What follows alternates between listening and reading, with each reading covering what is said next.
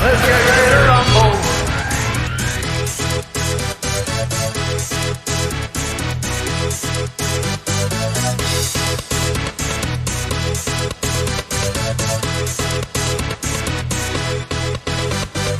Let's get ready to rumble.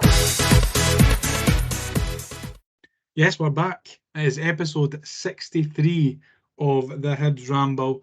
It's Liam, your host this evening, and I'm joined by Craig and Corrigan. How on earth are we, lads? Yeah, I'm good. I'm good, mate. It's a shame Mark couldn't make it this evening. I did warn him that he wasn't going to get through 5 reruns of the King's Coronation and 3 Tina Turner concerts before the night was out. So, unfortunately, he can't be with us this evening, but hopefully he enjoys himself. Yeah, I've bit of a strange one for me. I've been suspended for presenting duties for a week. Yeah, you have. You have been suspended. To be fair, you jumped in last minute, Craig, so it's fine. We've just had a little bit of a rotation this week. Craig said that he wasn't going to do it, and then he was doing it. He was like the Hibs Ramble hokey cokey this evening. He was in, he was out, and he's here. And we're glad that you're here, Craig. We really are. And how are you? I'm fine, mate. I'm fine. Thanks for asking. How was the weekend, lads? Mine was all right. Mine was good. Morning. There wasn't as much toe tapping as I was hoping, but it was all right. Yeah, Better than yours. Saturday morning was class. Oh, mate. Well, we just jumped right into the football. Aye. Please. Right into the football. We were at Ibrox on Saturday, lads. Looking at the lineup, there was a couple of changes from the team that started at Tynecastle. Hanlon was in for Rocky, and Adam Lafondra was in for Doidge. I think when we spoke on the podcast last week, we said that we would probably make those changes. Were you chuffed with the lineup when it came out, Craig? I think so. There wasn't really much to change, is there? I think a lot of folk would have probably taken Hanlon over Rocky for his experience. And also, it's pretty much just a rotation now between Doidge and Lafondra, who plays up front with Venti. But no, I don't think we could have had many complaints. I think it was pretty clear that Montgomery was going to stick to his tried and trusted 4-4-2. And really, at the minute, that only really leaves maybe 3 positions up for grabs with left back, centre back, and whoever plays up front. So no, I don't think there was any surprises. I think the team looked as strong as it could have been. Shaun, we spoke about Jago last week and how he would probably be, a starter given the opposition that we were playing at the weekend. Did you think that there would be any other changes apart from Rocky out and Doidge out? Did you think that Jago would start, or did you think that he would have given Dylan Levitt a chance? I expected Levitt to get minutes, but I didn't expect him to start. The team selection that Monty chose, I was very, very happy with, and I feel like pretty much everything that I seen online at the weekend was given Monty's dues for clearly going for it, or at least sticking to his tried and tested system and the way that he looks to play. So I felt like when I did see the lineup, it was always going to go one of 2 ways for me, and I was really, really excited about the fact that I do feel like Newell and Jago give that balance together as a 2, but then on the flip side, I was concerned about getting overrun with the way that Rangers play and that they've got that extra man. But then at the same time, if we could get in behind their fullbacks with the threat that we've got going forward, I feel like we would have stood a real good chance in the match. But unfortunately, the game plan just didn't pan out the way that we thought. Didn't really get started. I don't necessarily think that's an issue with the team selection. I think that's just maybe Nick Montgomery needing to tweak a few things within his, personal duties for man on the pitch more than anything else, rather than changing shape or anything. Do you think our tried and tested 4-4-2 approach works all the time? It seems as if, I think in the past we've seen Hibs managers go to Ibrox and go to Parkhead, places like that, and kind of, like you said, change the formation a little bit so we don't get overrun in midfield. Do you think that maybe we should have a backup plan, like for these types of games, or is a 4-4-2? Do you think it'll do for these games, Craig? It's difficult. I mean, I'm not a tactical expert like some folk have tried to be on Twitter and the forums and that over the weekend, try to dissect it in minute detail. I think in games like Saturday and games like this upcoming Saturday, you need to acknowledge that regardless of what system you play, you're playing against players that cost millions. Our players cost hundreds of thousands, or some of them even free. So system-wise, I do think it's maybe, I don't want to say naive, but I think every manager in the world has maybe not necessarily a plan B, but an alternative when your specific formation style and whatnot isn't working. And I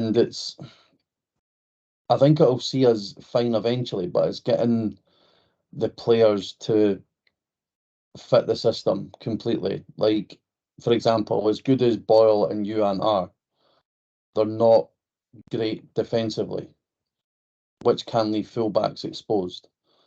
Jego's not great. You're almost wanting your sort of midfield two for me in a 4-4-2. You'd be wanting two identical John McGinns, almost guys that can do it going back the way and going forward. But no, I think the system will see us right in time. But I do think there does need to be maybe something, like I said, not an alternative. Sorry, not a plan B, but definitely an alternative where you can tweak it slightly, dependent on the level of opposition, or not even level of opposition, just how it's going in game. Because as we've seen at times, it's not worked as great for spells, but then in spells it has worked really great. So I just think maybe a slight tweak, what that tweak could be, obviously I'm not 100% sure, but there is definitely room for it, I think. I do think it doesn't also help that a lot of the players were off the boil or maybe not doing their individual duties at the weekend. I think that played a massive part in the outcome of the fixture and the way that we implemented or didn't implement our strengths, because it was clear very early on that I don't want to say the players didn't trust that we could go to Ibrox and play that way and get something. I just feel like there was quite a few that just weren't up to their normal standard and weren't able to do what they were meant to do in their individual battles and their individual roles. And when you've got a couple off the boil, especially when you're playing one of the Old Firm, you're then needing more players to do their duties and others. And as soon as that starts happening, you're asking for trouble, and you're really, really struggling. No, Like what you're saying, we need to play out our skin, and they need to have a stinker for you to get anything, especially away from home. I know that we've had a lot of success at Ibrox, in the last 5-10 years, 15 years or so, but it doesn't come by not working hard and not banking on them having an off day. So that is, I mean, and they didn't really look like having an off day on Saturday. I thought we were all right. Up until the first goal, I thought we were okay.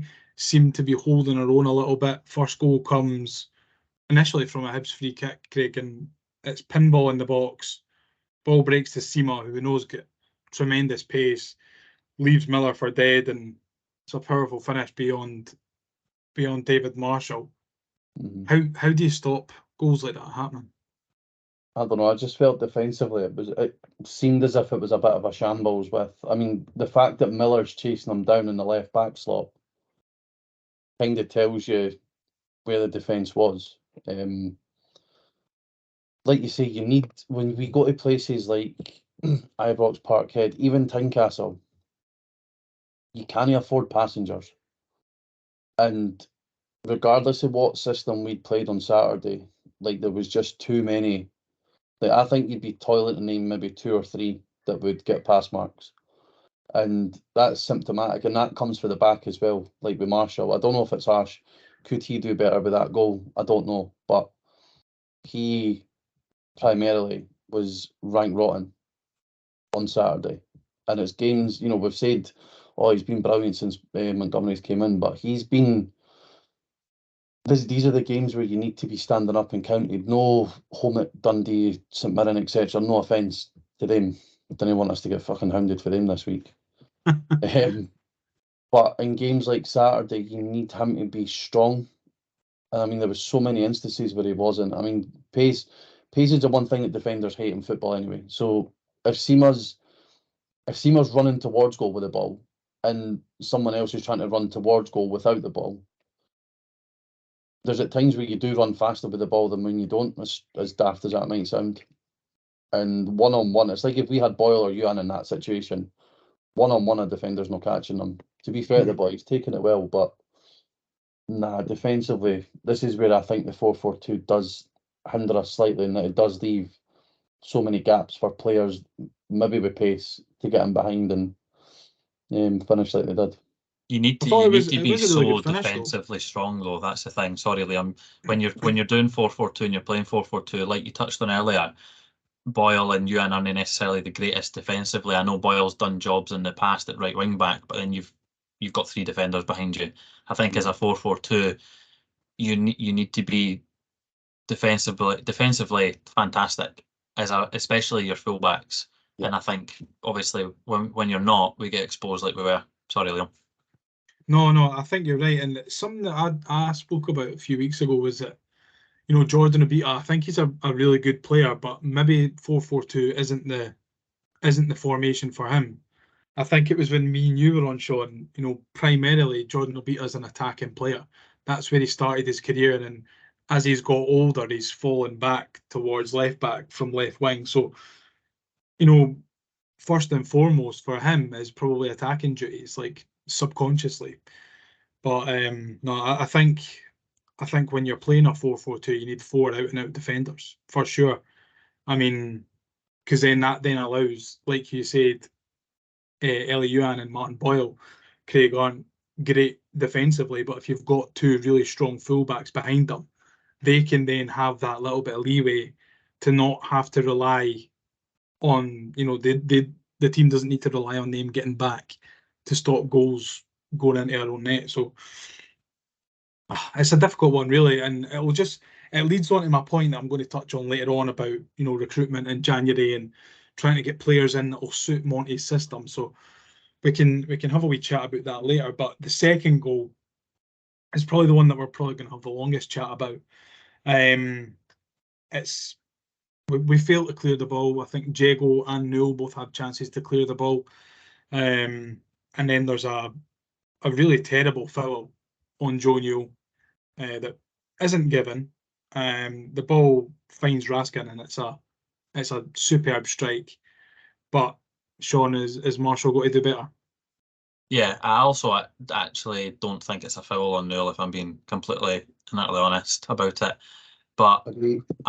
I've watched it back a fair few times, obviously watching the game at the time, and then a few highlights since. And I can't decide if I'm being incredibly harsh on Marshall to think that he takes forever to get down, or if it's really right in the corner. I know he takes a little move to his left just as the ball's hit.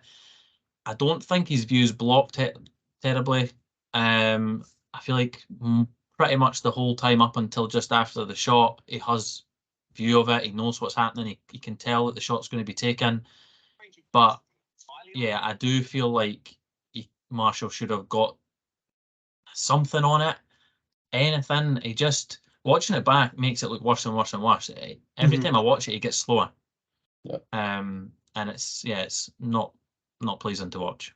No, it really isn't. But I mean, it goes down in installments. I'm just looking at it back here, trying to see if it actually finds the corner properly. But I mean, I thought it was a foul on Newell initially. Nah, I don't. Not for But it's me. maybe my green Not for tinted me. specs. I think it is right in the corner, but it does go down in installments. It's But Raskin's no like lined it up and fucking leathered it. Like he's almost side footed it. I also don't think Marshall's overly central either, which is why I feel like he's close enough to be able to get it, and it's far enough out, and it's not necessarily a thunderbolt. That's what Do I you mean. know what I mean? Yeah, it's for me. I think he gives up halfway through his dive because he doesn't even fully commit. I think it's the the dive. the way I see it. I actually think it's the opposite. I think he doesn't think he's going to reach it initially, and then he thinks, "Oh shit, I could have maybe got to that," and then by then it's already too late. But either way, whether it's your version or my version, the outcome's still the same, and he still takes forever to get down, and then it comes down to his decision making as an individual from a goalkeeping perspective, which ultimately needs to be better. The only thing with that is obviously big Theo Walcott on the bench now will be, testing him and maybe pushing him a little bit more. So will we see him sooner rather than later? I don't know. I know he's a lot smaller than Marshall. I'm not sitting here saying he would have been able to save it, but considering we paid a fee for him in the summer, I do naturally think that if he's given a chance, he will be able to take it. I've not seen enough of him. Don't know how good he is, but I'd like to see that he'll probably get a chance sooner rather than later. I really think that's a foul on you, though. I've just looked at it back there and slowed the playback speed down. It looks like Newell gets a touch and then Lammers goes right through the back of him. What makes you think it's no foul? I think he commits something close to a foul initially when he gains possession, though. Again, does it cancel it out then? Possibly, but I think the issue for obviously for us is clear to see is defensively. Like I think somebody, Liam, you put it in the chat earlier. We've conceded 45 shots in 2 games. Like what does that work out? Like a shot every what? Shot every 2 minutes. No, well, shot every 4 minutes. Shot every 4 minutes, aye. And by the law of averages, they're going to end up going in. Like, what's that, 6 in the last 2 games? Yep. And I mean, you look at the table. The table's no great reading. You look at the games recently. We were buzzing at the start of the season. I know Johnson plays a big part in this as well, but we're 11 games in, and have we got 2 league wins, 3 league wins? Like it's. Yeah. I know Montgomery can only push with the cock he's got, and he is working with the exact same team that Johnson did. But with Marshall being I mean, it's not just defensively or whatever. I mean, you look at I've just got the sort of passes up, right? Between Fish and Marshall, they had 143 touches between them. The next highest Hibs player, you go down to it, is Jones. So they were on 72 and 71 touches each. Newell's next on 58. Marshall and Fish, between them, over 100 passes. Yeah. You add Hanlon into that mix, he's 43 passes. And so you go into our pass map, it just literally goes through the back 4, and then Joe Newell's in there. And then Yuan's next with 19. 19 passes. What I'm intrigued to see most is for me, the issue is for me is the way that we're starting to build up. This Fish takes the goal kick, gives it to Marshall, gives it to Hanlon, gives it to Fish, gives it back to Marshall, gives it back to Fish, it goes to Miller, it goes to Fish, it goes to Hanlon, it goes to It's just very, very. We're giving. It's like rehearsed, isn't it? A little bit. Yeah, but we're giving teams the chance to just sit. Like if we're playing the ball between our back 4 on the edge of within our box, that means that Boyle and Yuan have to be sitting at least 30 yards out from our goal. They're going to do nothing. It seems like a bit of a stupid comparison at this moment in time, right? Because I know that there's a massive gulf in quality and the players and values of players, but that's exactly what Aston Villa did when they came Easter Road. They sat with the ball, and oftentimes they stopped with it, at the halfway line and just waited for the chances to come out. I know that we probably can't do that. We've not got the players, or the players don't have the capabilities to be able to play that way. But do you think that's the sort of style that Montgomery is trying to implement? I think throughout the years that we've seen all the different styles, your tiki-taka, your gegenpressing, and all the rest of it. Is this just the new trend that's going to happen in football. It could be. But then there's also, like, I think what Shaun said as well about it's whether the players actually have the belief that they can play like that. Like, for me, I think Montgomery believes that no matter what team he picks, they could play to how he wants to play. But actually getting the players to believe that themselves is a whole different matter. Like, the amount of teams that we've had going to either Ibrox or Parkhead and got scudded from being defensive. Like, look at how defensive we played when we played Celtic at Parkhead and we got beat 3-1. We got a penalty and that was it. Like, we barely crossed the halfway line and we still conceded 3 goals. So trying to drill it into players that they can be brave and get on the ball and make mistakes in a place like that is difficult. And I think that's where the drop in, that's where the difference is. Like, when we say we need to have a banging, like, 10 out of 10 all across the park, then they need to have a stinker. It's not just the system, Mentality, style. really. It's the mentality. And you could argue that their mentality and their ability, etc., is why they're at Hibs and they're not at a Celtic or a Rangers or a high-level championship club. Still, But your that's- mentality and your ability has got to be good to play for us, though. Yeah. Thing is, touching on the ability- the phrase is hard work beats talent when talent doesn't work hard. But we didn't have the hard work on Saturday to even try For the talent. and match up to the talent. Aye, because let's be honest, they weren't a great first half either. No, they weren't. Like, they weren't. I mean, the first goal comes from a bit of a lapse in the middle of the park, and it's kind of bouncing around, and Sima gets on the end of it, and you know he's rapid, so he fashions himself an opportunity, and then the second goal is obviously just it pops to Raskan, and it is a great finish. Don't get me wrong, it's a great finish, but it's one of those half chances, and you know, probably 75, 80 times out of 100, he shanks it and it goes wide or it goes over the bar.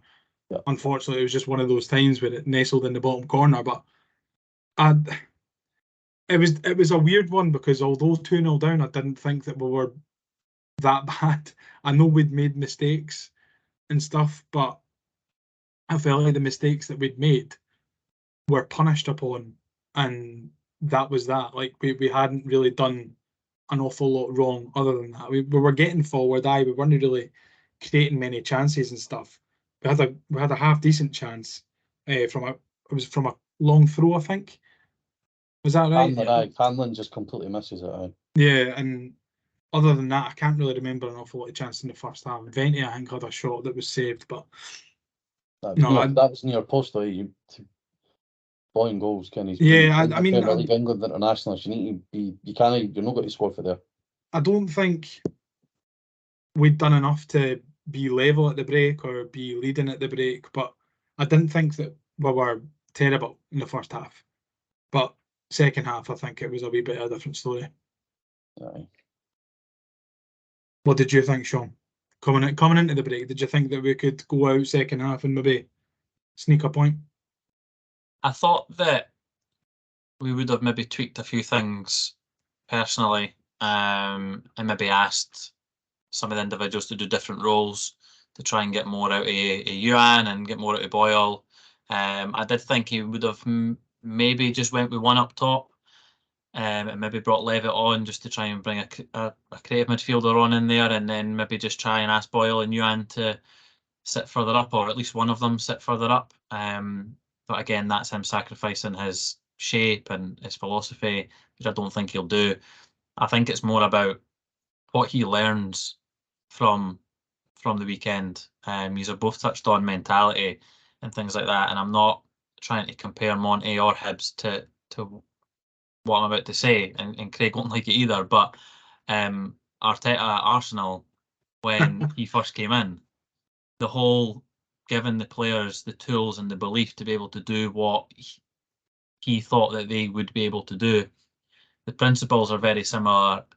What he's trying to do is similar. The shape's different, but fundamentally, a lot of it is similar, and it comes down to the mentality and the belief. And I didn't think that we were. Listen, I was happy with the team that he selected. Did I think we were going to get anything from Ibrox? I thought we maybe could have scraped a draw, but again, I feel like we would have needed everything to go right for us, and I didn't think we were going to get back into it in the second half. What I want from that at the weekend is the players and Monty to learn what they can and can't do at certain moments in matches. It's a little bit different doing it Easter Road against Celtic or Rangers, and I'm not saying that Celtic and Rangers is a free hit, but I feel like if we can try and instill the right level of belief and confidence in what we're trying to do, not only will it work against most of the other teams in the league where we could score 2, 3, 4 or 5, it might then be able to work on a consistent basis against the Old Firm. The only issue with that is you're playing away, which is what Craig touched on about, all the defenders and Marshall having so much touches. You're playing in a way where you want to bring the opposition onto you and then expose the gaps that they then leave in behind. And because you're playing a Celtic or a Rangers, that's a lot more difficult to do. We see it happen to them in Europe. So on the flip side, if we can get close to doing something like that and exposing Old Firm weaknesses on a consistent basis, which I think Monty might be able to get us to do, then we'll do it week in, week out against the other sides. So I think it is more a mentality side of things. And the second half for me, like I said already, was more of a learning curve rather than anything else for Monty and his coaching staff rather than the squad. This See, is the just issue before we we- had with Johnson. Sorry, Sorry, Craig. that Johnson didn't learn. Like, Johnson didn't learn a thing. And what you're saying as well, Shaun, about mentality, I mean, we didn't want to be like Arteta because ultimately Arsenal bottled it and shat themselves. However, seriously, like when you look at Hibs teams in the past, right, when you go, we went to Ibrox, Kim, and we had like the Mowbray team and the Stubbs team and that, and we went at them, right? That was back when, so players like Scott Brown, Kevin Thompson, O'Connor, Riordan, they would get in those Celtic or Rangers teams. Even fairly recently, players like McGinn, Kevin Nisbet, Ryan Porteous and all that, they would get into Celtic or Rangers team. Nobody in the Hibs team gets in the Rangers team right now. No one. And that's really what you have to acknowledge. The level of quality that the boy that they brought off the bench, that Danilo, was £6 million in the summer. They're bringing somebody that's worth 6 million off the bench. Like, we're just operating in a different fucking stratosphere for them. And we'll see it this weekend when we play Celtic as well. Like, they'll line up with a team that probably cost about 10, 20 million to assemble.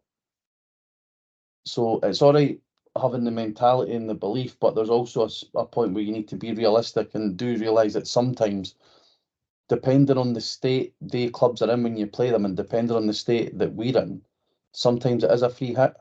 What's clouded a lot of people's thinking, I think, especially towards Rangers, is how when we were in the Championship we went toe-to-toe with them. And when we came up, we went toe-to-toe with them again. When realistically, they're a different animal now, though. Like, compared to then, I mean, they had, like, most of their players were like Jason Holt, Andy Halliday. Yeah. I mean, players that wouldn't look out of place in other teams throughout the division. Now, like you say, they've got the boy Danilo, 6 million. With them, they weren't operating at the financial level that they're operating at now. That they've came when they eventually got back up. They eventually won a league, and they've got back into Champions League. They got into that run to the Europa League final, etc. So they're now. It's like when they got their demotion and death in 2012. What they operated up until that point, versus up until maybe 2018, you'd say. That 7-year gap, anybody could have a go at them. Whereas now they've just slowly but surely crept back up, and you just need to acknowledge that sometimes they're just on a different level, and I think we'll see it Saturday with Celtic as well. Yeah, I mean, just touching back on a wee bit of what Shaun said about belief and stuff, and learning and using that game as a learning curve. Do you think it benefits us, Shaun, that we're playing Celtic so soon, that he is able to implement some of those learnings that he's taken from Saturday and take them into the next game? Or do you think it would have benefited us more to have, you know, a couple of games against, you know, your Motherwell, St Mirren's, Kilmarnock, something like that in between these games? It depends kind of how you look at it. On one side of the coin, you could say that you wouldn't want these big games coming so soon into Monty's tenure, because then that could cloud some of the fans' judgment and players' judgment on what he's trying to implement. But then on the flip side, it allows him to play the toughest of tough tests, not only just get them out of the way, but learn himself about what you need to do to get close to these kind of sides and be better.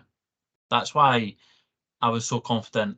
I know we didn't win, obviously, at Tynecastle, although some would say that we did, based on our celebrations.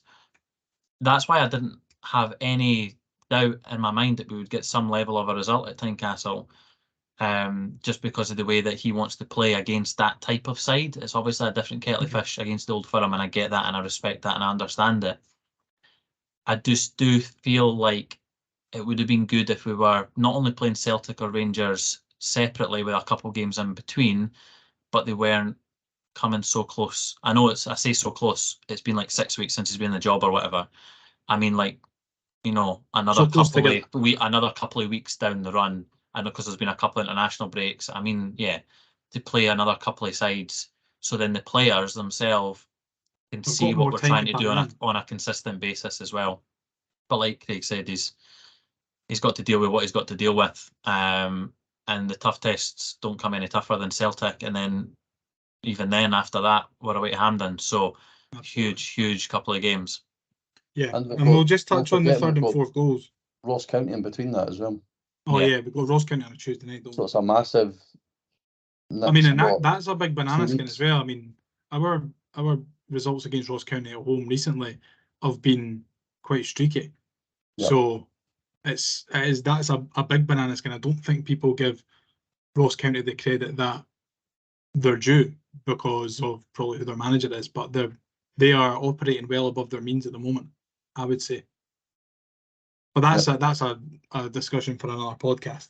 We'll just quickly jump onto the third and fourth goals before we look ahead to next week and beyond. So the third goal, again, poor defending. It's a good ball from Lammers through to Dessers, takes it around the goalie, and there's about 4 or 5 attempts before it finds the back of the net. Craig, why on earth haven't we cleared it? I'm going to be completely and utterly honest. I don't remember the third goal at all. I just remember the fourth goal. Shaun, why haven't we cleared it? Reoccurring theme throughout the whole match, that defensively we just weren't up to the level that we need to operate at to be able to compete against the Old Firm, unfortunately. Again, touches on the point I mentioned earlier on, too many individuals not pulling their individual weight and then relying on others to bail them out, and unfortunately it is what it is. But yeah, the fourth goal's a disgrace in my opinion. Well, Craig, I'll talk to you about the fourth goal anyway. I don't know who it is out on the left-hand side for Rangers, on their left-hand side, sorry.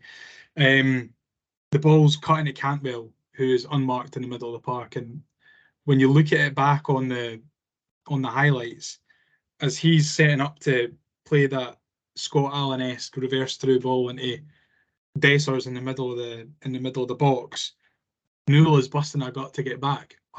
Where on earth has he been before? Was he doing the tunnel having a piss or something? Honestly, where was he? I don't know about you, but the issue for me is that folk are making out that this is, like you say, a Scott Allen fucking incredible through ball. It's not, right? See, when you see the replay from, I think it's like behind the goals, but zoomed in at the opposite end. All he does is feints. He literally does the slightest of feint, and it sends Rocky for a fucking hot dog. It does. Like Rocky and Fish are off skate at that slight movement. And then was it Dessers that scored the fourth one? Dessers, yeah. Yeah, and Dessers is left completely unmarked in the box. For me, That's it's because bad. Rocky's been sucked over with that feint from Cantwell, though. Aye, but Rocky's playing left centre half. He's came on for Hanlon at that point, and it's just I just think that to me in instances sums up why Rocky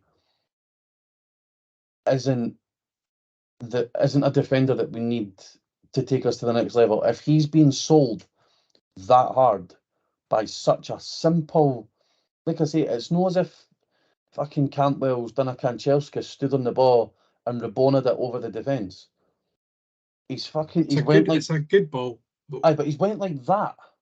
All he's done is shifted his weight onto his right shoulder, and it's not even a good It's a ball. good because, ball made better because of the positioning of our centre halves. Aye, but the ball's not even like the Scott Allen one against Rangers, if you want to use Rangers. that one as an example, right? The Horgan one. He literally cuts out about 6 or 7 bodies for the middle of the park with a pass. Yeah. Campbell's passed it 5-10 yards. Yeah. Yeah, So I mean that's for me the it's biggest pass. part is Rocky. Just the ball goes that way, and Rocky's like, "Fuck this, I'm away." The fact that people are saying that about the pass, I mean, that's not really what we're here to talk about. We're here to talk about Hibs, and the bottom For a line is change. that we were at the bottom line is that we were at 6s and 7s. Yep. But Shaun, did it look like when they were coming forward for that fourth goal that the players had just down tools and they weren't really looking at arsed? I wouldn't go as far as down in tools and not looking arsed. However, I was really concerned about the level of performance as the second half went on. It just seemed to get worse and worse and worse. And every time they were on the attack, it looked like we were defensively short and it looked like they could get in behind. And sometimes it was 3v2 against us, 2v1 against us. Yeah, it was worrying. And again, it just goes back to the reoccurring theme on tonight's episode, just defensive positioning and defensive as a whole. It was just all over the shop. You ken what it's like though, like when you say about the players down in tools and not looking arsed, you ken what it's like being in that corner when the results going like that, and you're like, get fucking blow the whistle and get me the fuck out of here and get home. The players would be thinking the same. Like it wouldn't be like in a environment like that. Like that's getting pumped 3-0. Them fucking coming forward, looking for another one. Isn't a great place to be. But it still doesn't excuse the lack of concentration for the fourth goal. But then again, if that happens at 1-0, if that's the goal to go 1-0 up, you're maybe fucking absolutely fuming. Whereas this one for it to go 4, it's not as bad. Yeah, no, I agree. It's all circumstantial, but still, like isn't it? the defensive awareness and just it's just, I think every single goal you can attribute to it being some form of it being piss poor for us. And again, that's probably the nippy thing, is that when you look at the 2 games in isolation, because we spoke about Hearts and Rangers, there's been one goal that you've went, fuck me, and that was Forrest's goal. Yeah. Because that's a goal out of nothing that's been hit perfectly and has flown into the back of the net. Every other goal that's been conceded across those 4, across the other 5, for me, Avoidable. Maybe again, I don't know if I'm being too harsh on Marshall. I mean, for maybe no Rascals, avoidable, but we could have done better. Yeah, it's come from us giving it rather than the opposition absolutely slicing us open or hitting a fucking 40-yard wonder strike that's No, flowing. you're right. You're right, and it leads me on to the next question: is what do we need to upgrade in January? Centre half is a must. Yeah, I think that, and dependent on what happens with Marshall and Wallacott, like I want us to have a big. I want us to get a big bastard goalie, like a big horrible cunt of a keeper. Not kind of like McGregor, but not as mental as him, because he's just another level. It's a shame Boric is as young as he is, because he would definitely be that guy. Yeah, if he was good enough. We need the defence. I think a keeper needs confidence in his defence, but also a defence needs confidence in their goalie. And I don't think either have that in each other. So whether it's a big bastard centre half or a big bastard keeper or 2 big bastards, we need something in there with a bit of authority. Like the defence to me comes across as guys that you'd love your daughter to bring home for tea. Do you know what I mean? Like to be fair, I mean, when we spoke to Lewis Miller, I wouldn't mind Lewis. I mean, maybe not right now because she's only 1.5. But if she was Lewis Miller's age, I wouldn't mind Lewis Miller. Do you know what I mean? There's nothing about them that makes you. There's nothing about them for me that a centre forward would think, fucking hell, I didn't really want to be going near him today. But when was the last time we had a centre half that gave off that vibe? McGregor. This is it. We've not had McGregor in the team for, well, he started a fair bit in the COVID season. So what, 3 years? McGregor, Porteous, David Gray. I think all the recruitment that we need to do for me is down the defensive route. I feel like other than maybe a creative 10-like midfielder, which even then, do we really need it if we've got so much going forward in attack and the way We've that got Monty's Dylan going to Levitt play? as well. A No, left-footed wide exactly. player as well for me. I think we need depth in the wider areas. I'll agree with that aspect of it. But the rest of it is all defensive for me. We're lacking so much. Yeah. And I know obviously Cadden's injured, and then you've got Stevenson. Yeah, for me, any recruitment that we need to do, let's just try and back 5, back 6, if you want to include a Newell/Jago position in there. And for me, they also need to be starters. Yeah, we don't need squad players. I was literally just about to say that, Shaun. Like, we're no squad depth wise, we're not big enough to be saying to players, "Oh, you can come in and fill a gap." Regardless of what position it is we've got coming in, they need to be better than what's in that position already. Yep. Like, Which is 100%. why we need the improvement. Completely agree. Yep. No, I think that's fair to say. And I mean, I know we went and got Riley Harbottle in the summer, but we were screaming out for a centre half for the longest time during the transfer window, and it never came. Aye, Riley Harbottle, but what's he played? 15 minutes of Premiership football since he joined. Back against Livingston and got fucking smoked to pieces. This is it. You know what I mean? Every time I've seen him, he's not looked great, unfortunately. Blackpool, we've seen him in Blackpool, and he wasn't the only one that you could say that in that sort of spectrum that could come in and make an improvement would be Megwa. I wouldn't be surprised if Megwa came back from Airdrie in January. Yep. Got man of the match the other day. Yeah. At Airdrie. Yeah, so I think we're all kind of in agreement that it's got to be defensive areas that we need to strengthen as a priority when January rolls around. Obviously, before January rolls around, we've got a big game on Saturday. Craig, is it damage limitation already? Knowing seeing what Celtic did to Hearts yesterday. I don't think so, because a lot of our squad played them at the end of last season when we beat them.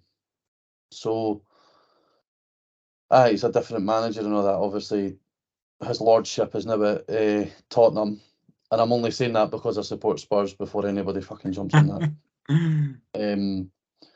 But it's definitely not damage limitation. I think playing either one of them away is a completely different challenge to be playing either one of them at home.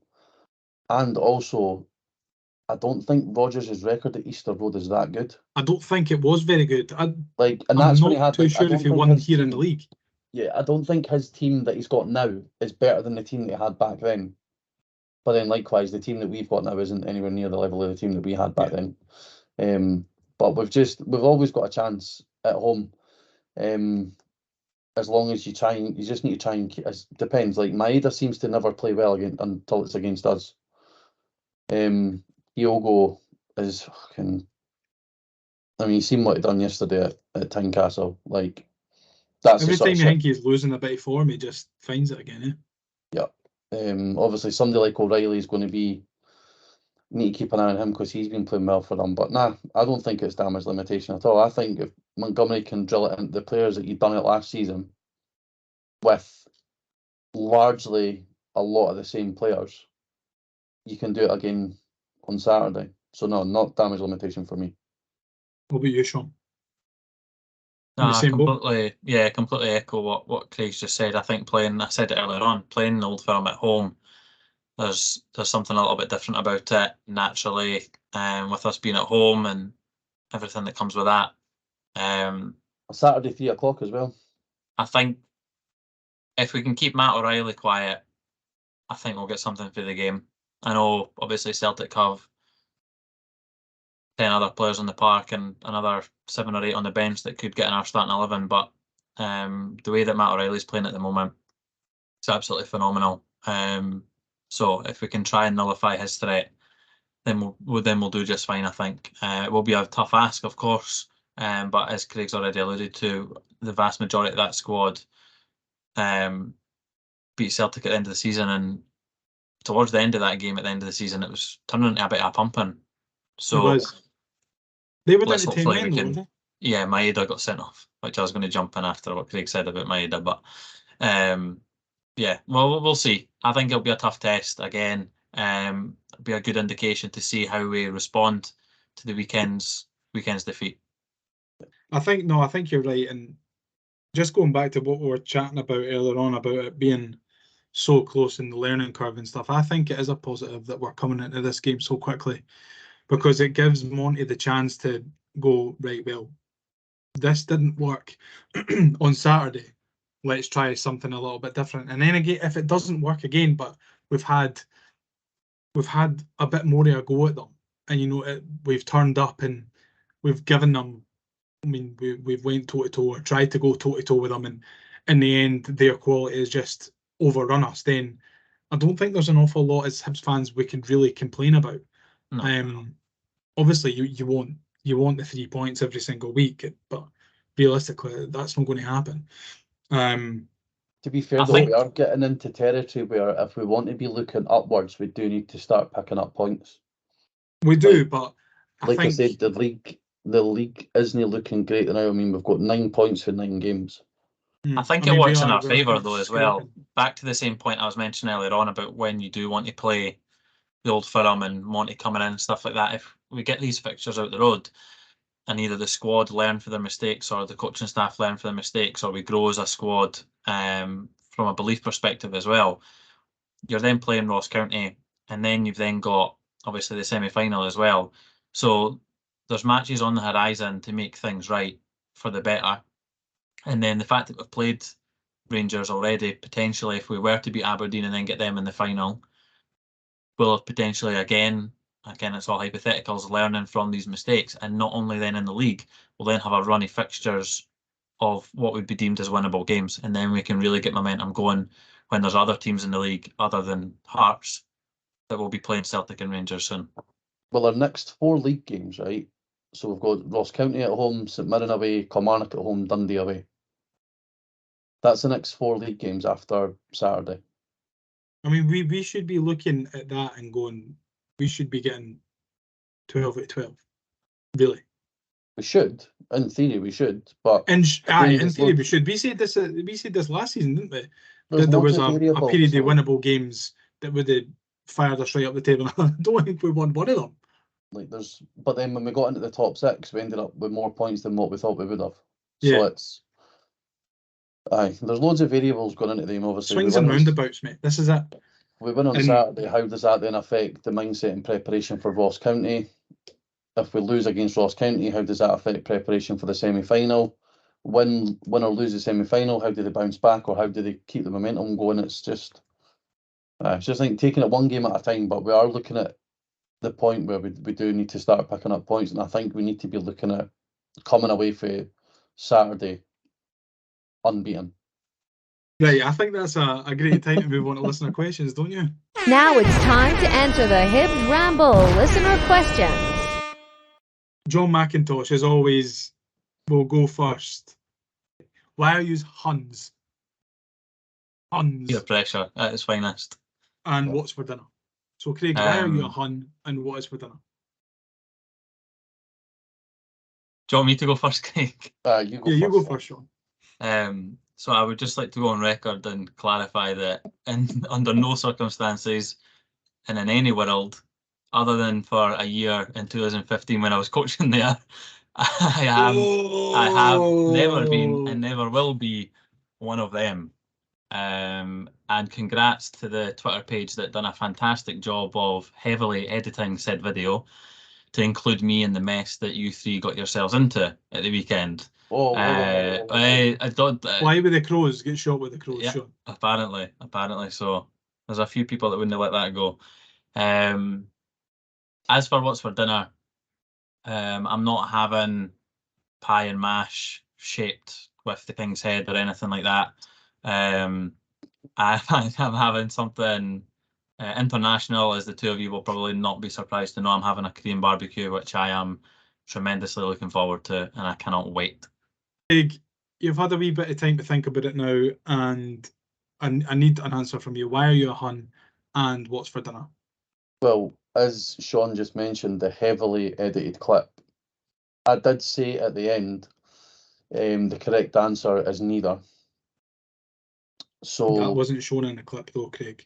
I would just like to go on record as saying that, unlike Shaun, who's clearly wore the gear, I have never worn the gear. Yeah, I neither never have I. would wear the gear. And listen, it was a out of context bit of patter between the four of us that got wildly taken out of context. We do appreciate some of the patter that we've had. Some of the other patter has been a bit shite, if I'm being honest. It just goes to show, like, obviously we've already mentioned that it was heavily edited. Like, I find it hilarious that you can still hear my wow in the video, but like Craig said, his bit at the end's cut out, and then my two bits where I slate you and then slate Mark and you again are both edited out. So it just goes to show how quickly people can jump on things on social media and run with it. I think if anyone had any level of interest in the whole situation, if they'd watched the actual episode or listened to it online, they would have heard not necessarily the context to it, but the other responses, rather than, you know, jumping on it and banding together like they did to have us executed. Yep. Bye. Well, just as well, we've not got any other questions about it. I'm kidding. And for Have you any tea, loan it's, watch? for tea, I'm having a full British, full English. Oh, yeah. I'm actually Good. having the Rangers fans that are listening, obviously, because there'll be loads of them now, listening, will not be happy to hear that I am going with a traditional Scottish dinner. Yep, Scottish, because we're Scottish, not British. Haggis, neeps, and tatties for me. Yeah, just for any Rangers fans that are listening, we do actually fucking despise you. Let's Yeah, not no, I fucking let's hate the not Rangers. beat around the bush, like, and we're not. This isn't a we need to make out that we hate Rangers because nah, we do, like, we really do. Like, last week was tongue in cheek. We actually fucking hate you. You know, we do hate you. And you are the scum of the earth, so cheers. Yep. Next up, Hibernian Loan Watch. Shite game, couple of toe tappers though. Had my telly turned up at 100 for them coming out the tunnel. It was quality. Oh, Better know that'll be it again, round that's. two. I tell you round what, two. right? It's funny that out of everything that was said, that's the one that's been picked up on the most, and that was the least part that could have been picked up on. I like that Rangers fans felt that your comment about them being mental was a compliment. Because that's again, the that's what beginning, they cut That's out. because of how it the was beginning edited has as been well. cut out. It's Yeah, they cut out hilarious. the fact I said that Celtic fans are just strange, whereas Rangers fans are batshit mental, as in, like, they're all fucking. They They're off kept their rocker. Mark's commenting though about Celtic fans stinking. Yeah. That was pretty funny. See, it was Also like true, all though. us going, oh aye, simply the best, this, that, and the next thing. And then All of Celtic Mark fans just went, absolutely Celtic stink. fans stink. He said it with such venom. Oh. But I want to. Mark informed us that there wasn't a lot of toe tapping in the corner. Let's just say. No, there was nothing really to be toe tapping about really on Saturday, was there? Yeah, listen. At least I never said it was the marching band feet. Fuck me, I'd have been hung, drawn, and quarters for that. And rightly so as well. Yeah, And rightly exactly. so. Rightly so. Next up, Fattest Prickus says, and I think we could probably compile this between the three of us. What are the top 10 jukebox songs in history? Simply the best, number one. No, let's be serious. If we're He's done it again. if we're He's done it compiling again. a list of 10, Fucking little bastard! He's done it again. if we're compiling Nah, a list of 10, we'll give each other 3 each, and then Shaun, spare us the BTS and fucking. Well, nah, it's jukebox. That wouldn't Nonsense. go on there. However, the jukebox selections that get put on when I'm with my mates, I can't and will not repeat. And probably can't, or will get another version of what happened last week. So I won't mention any of them. I would probably If you had to pick 3 songs, let's pick 3 each. if I was. It's Penny tough. Arcade, Sweet Caroline. I'd have Free From Desire in there because I feel like that gets everybody going nowadays. Mm. I feel like I would maybe chuck a Stone Roses one in there. That's Stone Roses. Oh, aye. Saw them at What Hampden. one? Brilliant. What Stone Roses one? I would. My favourite's Fool's Gold, but I think you would just go safe with I Want to Be Adored. So that would be two of my picks. And then either I would go maybe Cortinas or something Arctic Monkeys. If it was me picking it, it would probably be Arctic Monkeys for the AM album. Get your leather jacket out and all that.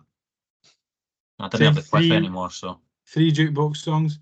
I think after last week, we'll definitely not be picking Drake. No, definitely. Yeah, we should have fucking went for Drake. That would have been a lot less backlash than what we got. You can me, mate. My taste in music's absolutely horrendous. So I'd probably need to go. I don't know, jukebox. Something. I'll go very generic. I'll go Oasis. Oasis Live Forever would be a good one, I think, on the jukebox. Little by Little for me. I think Little by Little is my Mm. favourite Oasis It's a song. bit depressing for a jukebox song. What, Little by Little? Little by little. Actually, I'll tell you a funny story about the jukebox. See, No, I'm for not the interested. I've semi-final. still got 2 songs to go. Right, okay. We'll go a wee bit upbeat tempo. We'll go Calvin Harris, Miracle.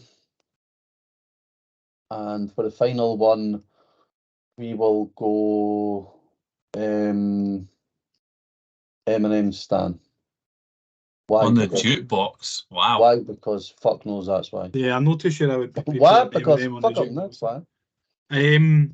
Aye, so before I tell you my picks, when me and Mark went to the semi-final against Rangers when we won 3-1 a couple of years ago, we went into, it was just after Easy on Me by Adele came out, right?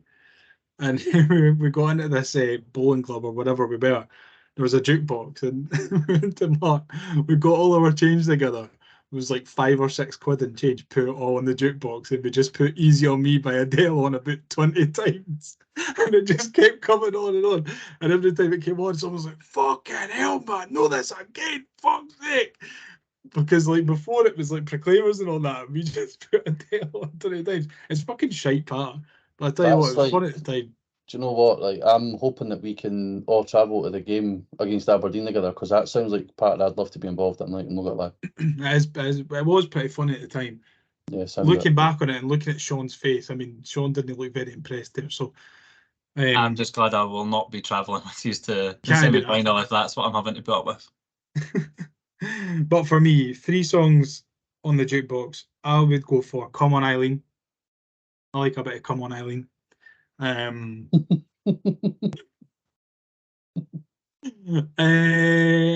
going to go with Discoland as well. That's a toe tapper. And what is my final tune going to be? Final tune in memory of, what's the word I'm looking for? For Lewis Miller, we'll put on Losing It by Fisher. We'll have that one. And what's our 10th one going to be? Our 10th one can be Sunshine of Leith. Next up, it's a message from Jack Gillis from Strong Opinion Hibs. And he says, with Wallacott returning to the squad, are Marshall's days as our starting keeper numbered? Hope so. As long as he can perform up to standard, then I don't see why not. Yeah, I think so as well. Next up, Harvey Scott, was Liam belting out Simply the Best in Real Britannia after the game on Saturday? No, I wasn't.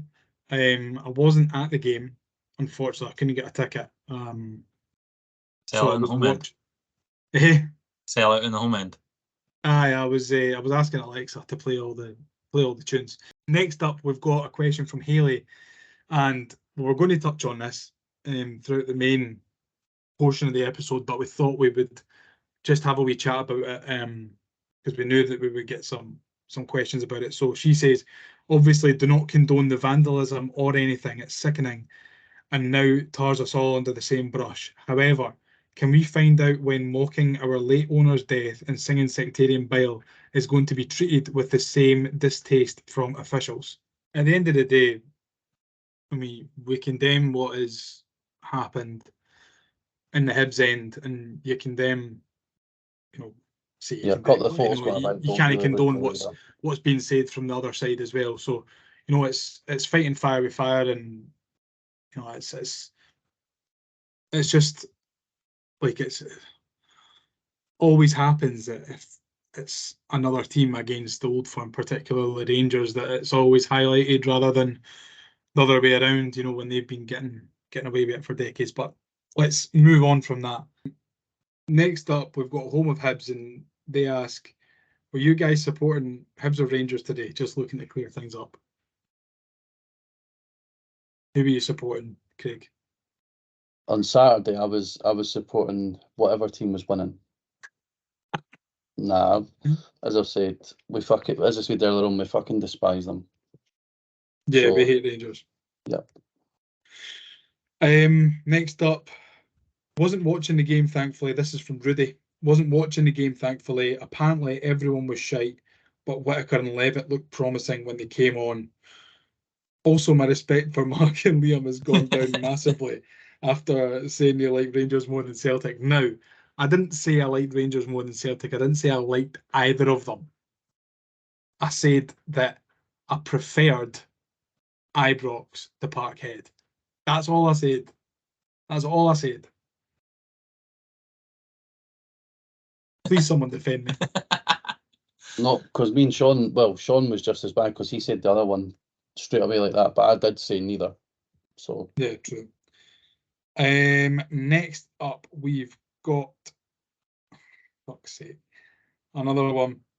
This is from Peter Keenan, and he asks, the big one we all want to know is, did you enjoy Simply the Best on Saturday? Sorry, I couldn't resist.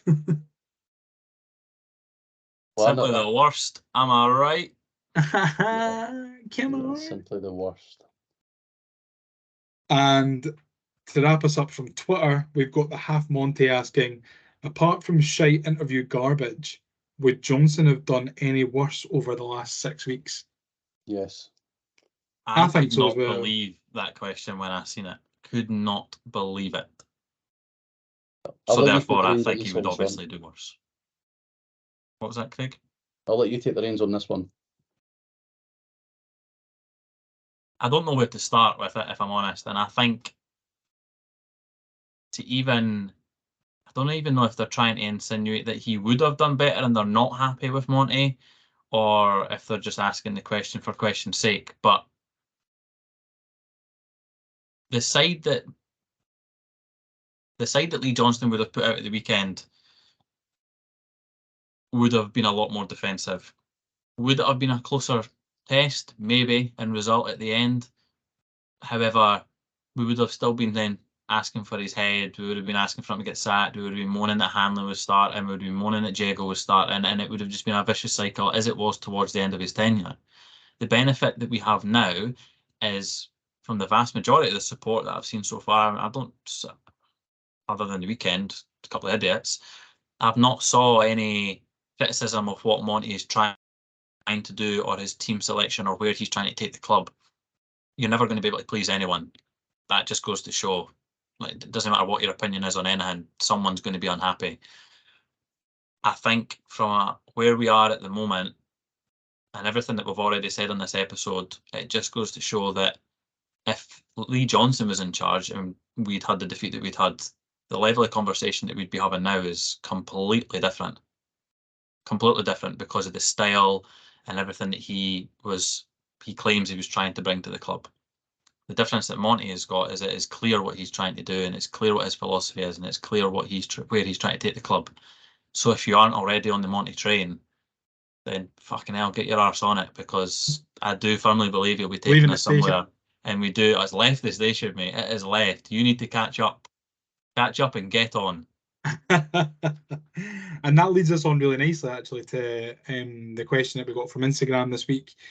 Remember, we pop up our listener question requests on Instagram as well. So if you've if you only follow us on Instagram and you want to get involved with what we chat about in this section of the podcast, and make sure to keep an eye on our stories, because we pop them up after every game, asking for your questions. And Nige has said a lot of the points that we've actually made so far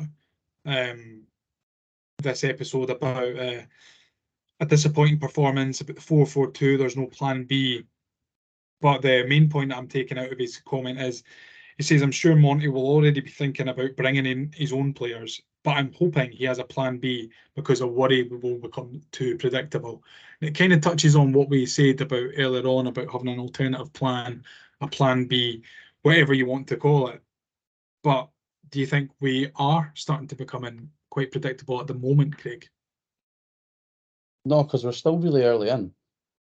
And there is going to come a point in time where Boyle or Ewan are missing, or Jago or Newell are missing. So it is going to have to change slightly. I mean, you see it with... I wouldn't be adverse to... I know Jago's been brilliant under Montgomery, but in the games that were expected to have more of the ball, to have Levitt in. Because, I mean, when he came on Saturday, his first touch, he absolutely pinged it to the back post. I think it was at Miller coming in at the back. I think we won a corner off Yeah. it. Mm-hmm. That was his first involvement. His involvement at Tynecastle was really positive as well. So I think there will become a time where we do see some adjustments to the style, but I don't think we're at the stage of being too predictable yet, because I don't even think Montgomery's fully got his whole ideals across to the squad yet. Because it's only 5-6 weeks in, if that. Yeah, I agree. You got anything to add, Shaun, before we move on to fantasy football? No, I completely agree with what Craig said. I think people that aren't aware of, obviously Monty won't be aware that when he took over it, the Mariners, they were classed as the worst run club, not just football club, just sports club in general, across all the sports in Australia, the worst run club in Australia. And he took them with the beliefs that he's got now to where he left them in regards to winning the grand final. So you don't get predictable by doing that. He will have different variations of his plan, and he'll mix in between them. But at the moment, he's not, other than maybe obviously Rangers where it's not worked, he's not necessarily needed those other variations of that plan. So yeah, given time, we'll be fine. Nice one. Right, we'll quickly touch on fantasy football before we end the episode. Okay, so game week 9. There has been no change at the top of the table. It still remains Dan Taylor's McGinn and Tonic, picking up 49 points this game week, taking him to 540 overall. Not 25, 15 points clear of second place, moving up 3 places into the top 5. Moving it up into the top 5 this week, replacing Hibs for Europe.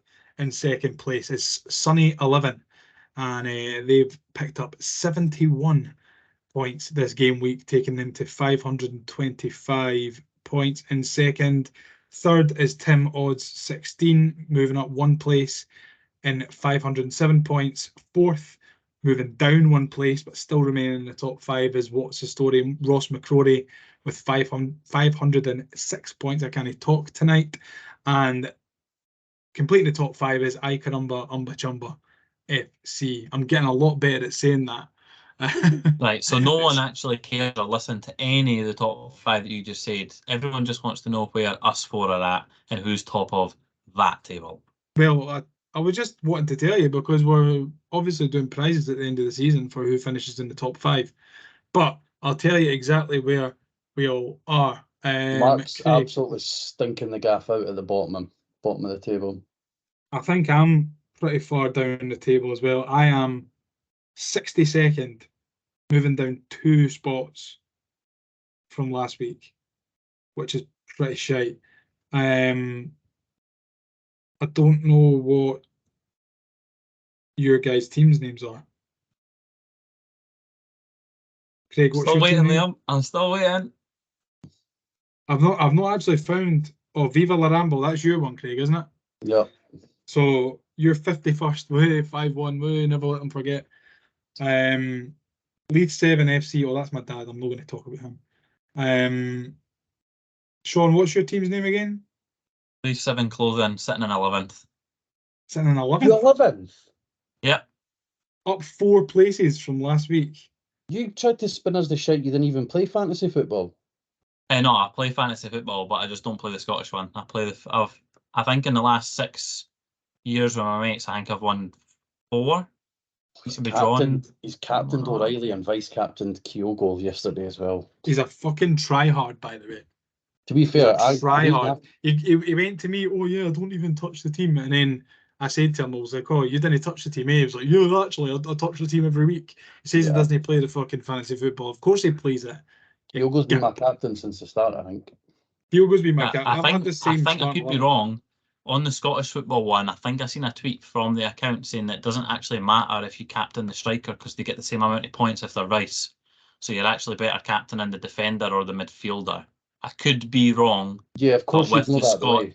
But with the Scottish one, I but he think doesn't play that's it, the does he? case. He doesn't Like, play it, but he just kens all the ins and outs. Shaun goes to Fucking sleep liar. reading the fucking FAQs of the fantasy football app. 11, baby. Well, you don't get any prizes for finishing top of the Ramble anyway. We will wrap up there. So thanks a lot for joining us in the last hour and a bit. It's been a pleasure to talk to you, boys. What are you off to do now? It's grand. Good lad. Bury myself in a fucking dark hole. Well, we love you, Craig. And And put that's a all pair that of matters. put a pair of headphones on and have Tina Turner on repeat. Right, well, whatever you get up to this week, have a good one, and we will catch you next time. See you later. See ya. Cheerio. Let's get ready to rumble.